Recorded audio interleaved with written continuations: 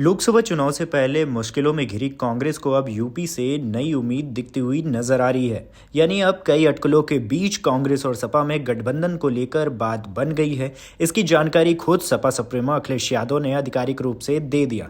बता दें कि पिछले कुछ दिनों से उत्तर प्रदेश में कांग्रेस और समाजवादी पार्टी के गठबंधन पर ससने की तलवार लटकी हुई देखी जा रही थी। चुनावी पंडितों की माने तो यूपी की 3 मुस्लिम बाहुल्य चर्चित सीटों को लेकर पेच फंसा हुआ था। कौन सी है वो सीटें और क्या फंसा था मामला, तो चलिए इस वीडियो के माध्यम से आपको बताते हैं। लोकसभा सीटों के लिहाज से देखा जाए तो उत्तर प्रदेश सबसे बड़ा गढ़ माना जाता है, जहां जातिगत आधार पर चुनावी दांव खेले जाते हैं। इस लिहाज से देखा जाए तो उत्तर प्रदेश में कांग्रेस और सपा का सियासी आधार एक ही वोट बैंक पर टिका हुआ है, वो है मुस्लिम मतदाता।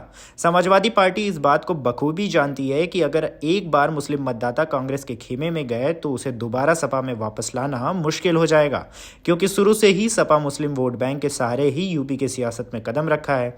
अब यूपी में मुस्लिम मतदाताओं को विकल्प के रूप में राहुल गांधी नजर आ रहे हैं। हाल फिलहाल से जारी भारत जोड़ो यात्रा में इसका सीधा असर देखने को मिल रहा है। इतना ही नहीं, सियासी हालात बदले हुए भी नजर आ रहे हैं। समाजवादी पार्टी सीट शेयरिंग को लेकर फूक फूक के कदम रख रही थी। चुनावी पंडितों के माने तो ऐसे में अखिलेश यादव मुस्लिम सीटें कांग्रेस को देने से बचते हुए नजर आए, क्योंकि सपा इस बात को भली भांति जानती है अगर कांग्रेस यूपी में दोबारा से मुस्लिम वोटों को अपनी पकड़ बनाए रखने में सफल हो गई तो फिर उसके लिए भविष्य में राजनीतिक चुनौती खड़ी हो जाएगी। भाजपा को टक्कर देने के लिए इंडिया महागठबंधन का आगाज कांग्रेस द्वारा किया गया था। शुरू में ही सभी पार्टियां बड़ी जोर शोर से महागठबंधन के साथ आए थे। जैसे जैसे चुनाव नजदीक आ रहा वैसे वैसे इसमें टूट देखने को मिल रहा था। हर बार मामला सीट शेयरिंग को लेकर रहा। यही हाल अब यूपी में भी देखने को मिला।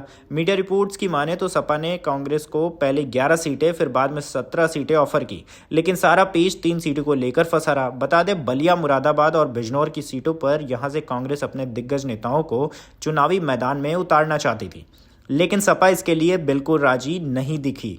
अब अखिलेश यादव ने सामने आकर गठबंधन को लेकर सीट शेयरिंग पर सहमति जताई है। यानी साफ तौर पर कहें तो दोनों पार्टियों के बीच बात बनती हुई नजर आ रही है। अब देखना दिलचस्प होगा कि लोकसभा चुनाव में दोनों पार्टियों का गठबंधन क्या गेम चेंजर बनेगा। ये जानकारी कैसी लगी हमें कमेंट बॉक्स में जरूर बताएं। देश दुनिया की तमाम खबरों के लिए देखते रहें इन खबर डिजिटल।